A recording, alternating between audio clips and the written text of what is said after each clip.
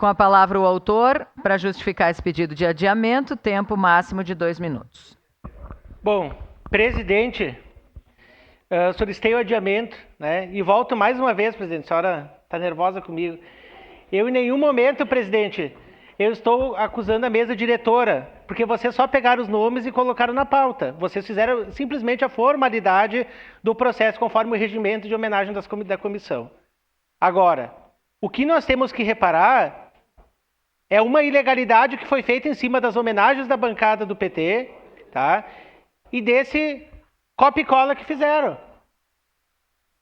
Então eu peço adiamento para que seja restabelecido, né, o documento da bancada do PT, através da vereadora Rose, dos homenageados, e que possa, né, ser feita uma nova análise dos documentos.